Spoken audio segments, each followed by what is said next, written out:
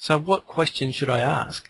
To be honest with you, that's quite an interesting question. And it's not one that we commonly get asked. I very rarely get people who actually ask me about my equipment. It is a good question, but in the same sense, I think it almost comes back to something you asked me before. Damon, honestly, view their images and their albums. See what the finished product looks like. If it is a high-quality product that is of a high standard, that's all that matters. Honestly, some people would go, oh, no way, what if the guys come down there with a cheap camera? If they can produce a fantastic quality product, it doesn't really matter what they're using. Asking the make and model of their camera would allow you to do a Google search and give you an idea of what the camera is capable of, but I still think the proof is in the finished product. And that I think is a solid answer I can give you to that question. So if someone was trying to bamboozle you with their technical jargon and how much the camera's worth, really you need to be looking at the quality of the images the photographer's producing. Absolutely. I couldn't agree with you more. Quite often, I might go to a wedding, and some of the guests have got absolutely fantastic photography equipment. It's quite common for people to buy this type of equipment today, but that absolutely does not guarantee results. Very often I see a beautiful camera with beautiful lighting, and the person's got a great big flash stuck on top of it, and the flash is firing every time. There's no way you're going to get a creative photograph like that. And that's the difference.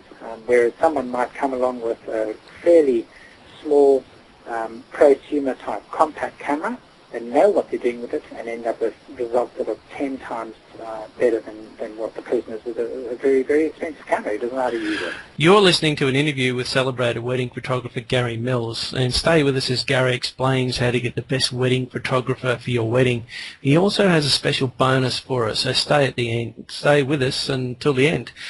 Now, Gary, if I were to spend $1,000 for a photographer, what would I generally expect to get for my money? Every photographer is different, and I mean that seems fairly obvious. However, I can give you an idea of what we offer. With our smaller packages for around $1,000, this doesn't mean that you get less quality. It all comes down to the time we allow. Now, we allow approximately 2 hours for photography at one location, and we would include 50 prints with an online web gallery for $1,000. The quality of the photography and the amount of time spent processing these images is no different whether you spend 1,000 or 10,000 with us. That's just our philosophy. All right, and following that rule of thumb then, Gary, if I were to spend $3,000, what could I expect?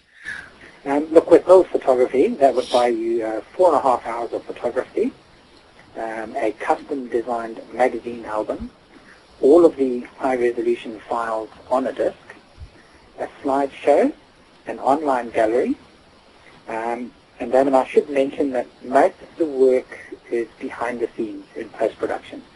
The time spent doing photography is probably only about 25% of the total time spent.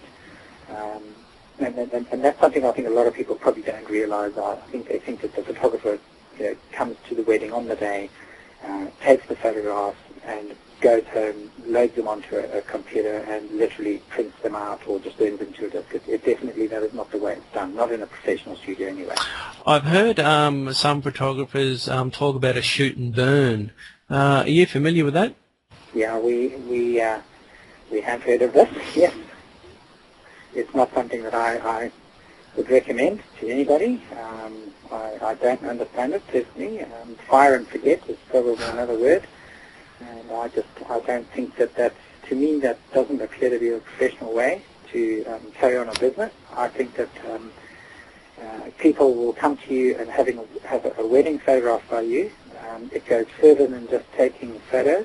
As I did say earlier on during this interview, this is a business for us. This is what we do for our livelihood. Having said that, though, I think it goes a little bit further than that with wedding photography. You build a relationship with your client. Most of our clients stay in touch with us, which is quite nice. I mean, it is a business, but in the same sense, we've made some good friends out of this. And I think that relationship can only grow if you do the right thing by them. The mentality of shooting a wedding, going home, burning it on a disc, handing it over and just getting the money and walking away seems very cold and sterile. It doesn't fit in with what I would see a wedding photographer's ideal being. and that is that I believe you have to have some emotion. I think an unemotional wedding photographer can't really be a good wedding photographer, if you want the truth. So I don't agree to that. I don't recommend it, and I don't agree with it. Thanks, Gary. That's great advice. Gary, what kind of customer service should I expect from a photographer? At our studio, we pride ourselves on customer service, and we believe it should extend to timely responses to emails or phone calls, answer all questions asked, and make suggestions to ensure that the couple's day is as special as it possibly can be. On the day, I'll do anything to ensure that it runs smoothly and that the couple has fun. It must be fun for the couple. It is a celebration after all. And to be honest, when it's all over, the whole experience needs to, be professionally run, and therefore, if you're not getting it serviced from the start, I believe that the day is just going to go downhill from there. Look, in saying that, one of the questions we probably get asked quite a lot is, when can we expect TR proofs? Which probably goes back to the fire and forget thing. With us, I should say that you can expect to see proofs or the finished product, depending on the time of the year, usually 3 weeks. But during our peak, this can extend to 6 weeks. And I think some people probably go, oh, gee, that seems like a terribly long time. We had our wedding shop last Saturday, how come we can't see it right now? We don't rush our post-production. All of our magazine albums are unique and designed for the individual couples. So we do not use template-driven software, and we never use the same design twice. So I think, coming back to your customer service, all of these things that I just mentioned indicate a high level of customer service, not just when dealing with a customer, but in providing them a quality product at the end. And I think in keeping people informed, if there is a delay for whatever reason, just let the couple know. That is good service. Let them know, hey, I know I said it would be here, on Saturday. It might only be on Tuesday. We've had a small delay. They appreciate that. That's what I think service is, and that's what I think all photographers should be giving to their clients. Yeah, that communication is important, isn't it, Gary? Absolutely. And I think that's probably where some people perhaps fall short. Honestly, we often have people who've come and seen us, and they've probably contacted perhaps another studio, and they think, we contacted them 2 weeks ago and we've had no reply since. And regrettably, I think if that's what's happening, in the beginning, then it's probably a little bit of a red flag that should go up. We do hear horror stories of people who've had weddings shot, and 1 year later they still haven't had weddings. I think that, unfortunately, look, it's few and far between. Most people are really professional. It's very, very few and far between, as I say, that you hear, but it does happen, and that's something that I think you'd want to look out for.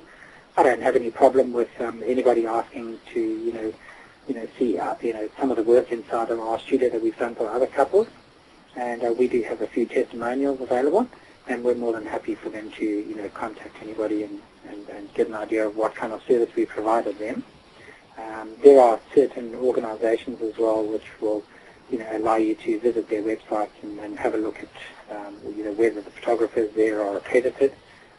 That also gives you an idea. These organizations are quite good at, what can I say, weeding out the people that are perhaps not providing the service they should be. Gary, apart from photos, what else do photographers offer? I mean, what other celebrations do you shoot apart from weddings? Well, in terms of other products that we might offer, look, we offer a range of different mediums when it comes to displaying your images. In particular, we don't mind if you brought us an image that you'd taken yourself, but you wanted us to, prepare it and put it onto an image in canvas, wall hangings, ice mounts with metallic prints. That's just a couple of the products that we offer to clients. We also provide thank you cards, multimedia presentations, using both our own imagery and imagery that may be supplied by clients. We're a very diverse studio. We also shoot family portraits, fashion, glamour, commercial, corporate photography. In terms of celebrations that we shoot, birthdays, christenings, anniversaries, just about any special event really. So booking you or any photographer